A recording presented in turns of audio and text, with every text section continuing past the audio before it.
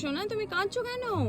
মা দেখো না, কুকুররা গাছ থেকে খেজুর পেড়ে খাচ্ছিল। আমি চাইতে ওরা সবাই পালিয়ে চলে গেল, ওকে দিলই না। ওই জন্যই করছে। মাম্মা, এটা কোনো কান্নার বিষয় হলো? দেখো না, আমি তোমাকে খাঁটি আরবের খেজুর খাওয়াবো। তাই মা? সত্যি বলছো? কিনে দাও। মা, তুমি চোখটা বন্ধ করে তাহলে হাত পাতো।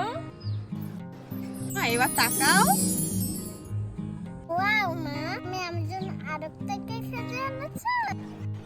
বন্ধুরা, খেজুর খেলে মাথা ভালো কাজ করে, গায়ে রক্ত বাড়ায়। খেজুরে ক্যালসিয়াম আছে, তা হাত মজবুত করে, শরীরে অনেক শক্তি।